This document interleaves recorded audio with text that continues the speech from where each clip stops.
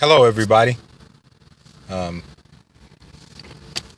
I'm killing a few minutes right now, and this is actually a podcast that I Periscope that I wanted to do before the holiday weekend, and then I just got caught up with the holiday weekend, so I didn't really get to it. Um, if you're watching this on replay, give me some hearts. If you're new here, give me some hearts. Please feel free to follow.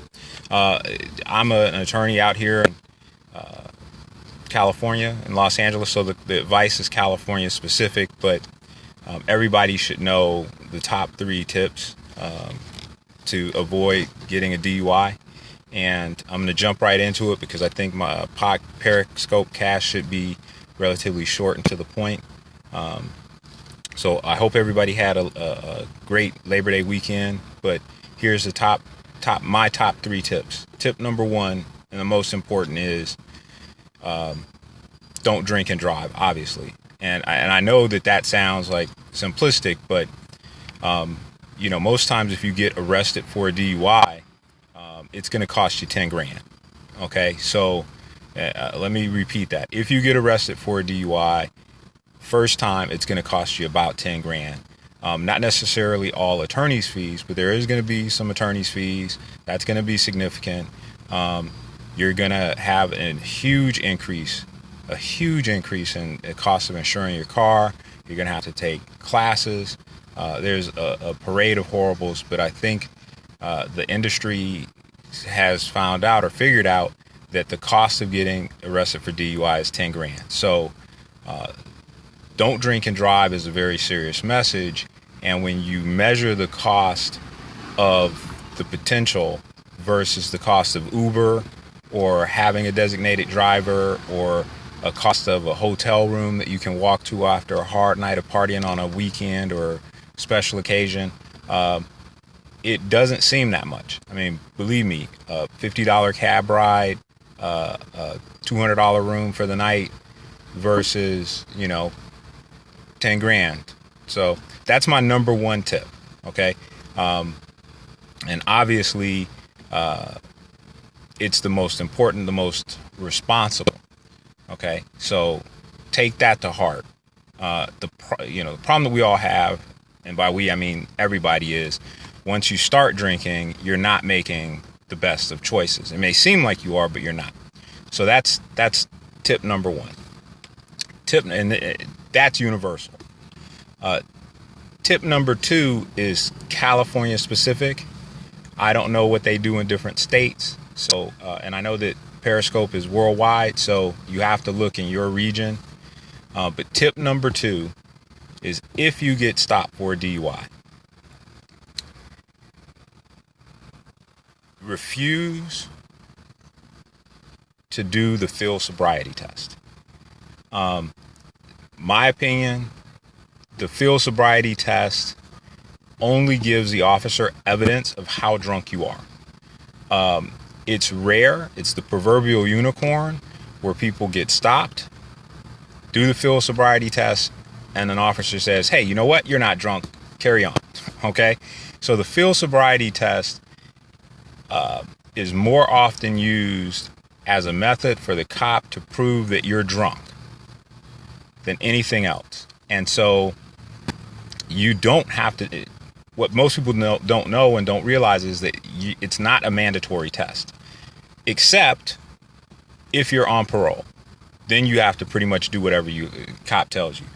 But if you're not on parole, you're just Joe citizen, and they stop you and they say, hey, get out of the car, we want you to do a field sobriety test, you can politely refuse that test.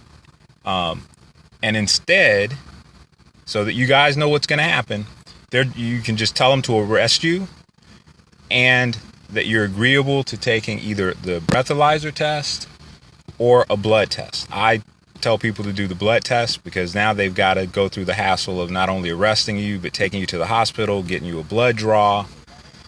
Some officers just don't want to do that and may let you go. Even if you're black, so there's a question, even if you're black, the answer to that is yes, it's universal.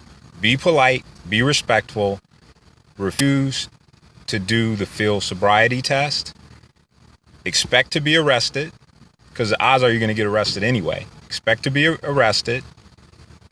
What you cannot refuse is you cannot refuse the mandatory breathalyzer or the blood draw. You have to take one of them. If you refuse that, then what happens is you'll automatically lose your driver's license for a year. So respectfully decline the field sobriety test and ask to be taken to have your blood drawn, arrested and have your blood drawn instead. Okay.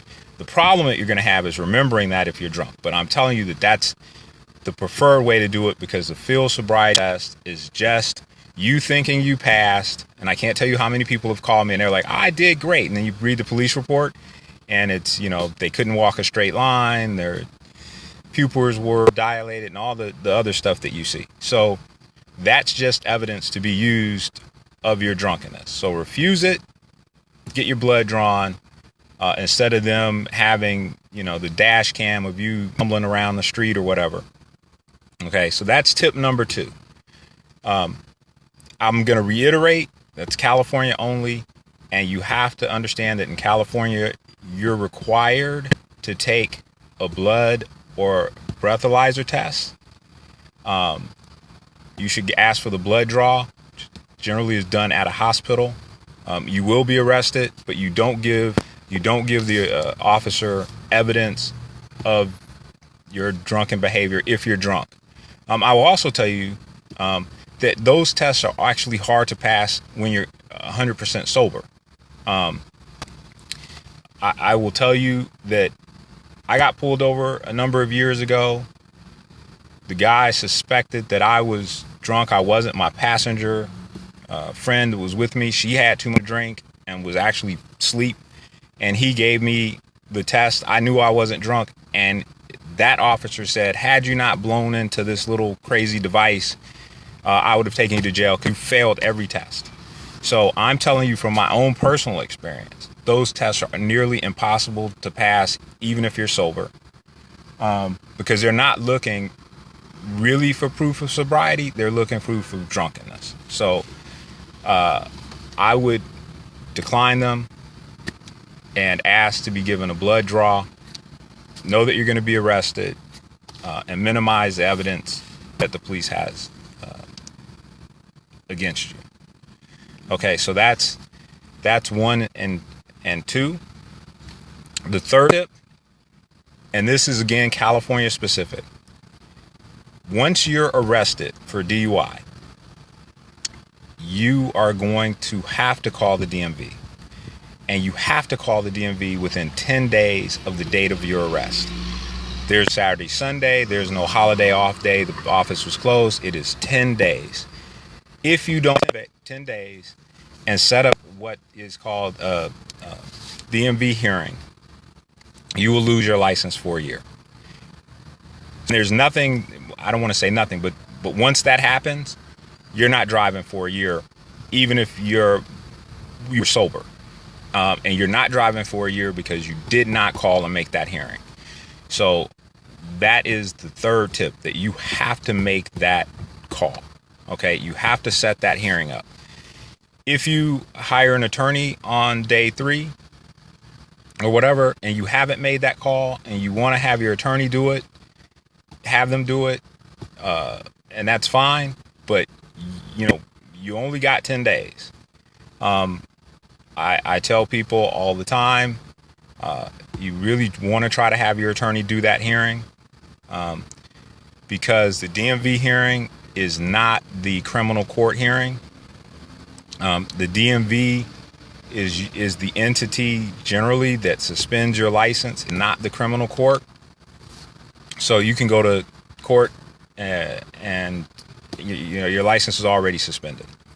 The other benefit of having an attorney make your DMV hearing is they can try to get you a longer stay to drive on a temporary. So when you get arrested with a DUI, typically what happens is you're given a 30-day temporary license. Your actual license is sent in by the officer to DMV. You don't get it back. You get a pink piece of paper that says, hey, with this you can drive for 30 days. And when we contact the DMV, we ask that that be extended through your DMV hearing and their ruling on whether they're going to suspend your license. So, sometimes, that turns into a much longer temporary license for you than just the 30 days. Okay, so those are my top 3 tips. And wish you guys the best. Sorry, I got a call and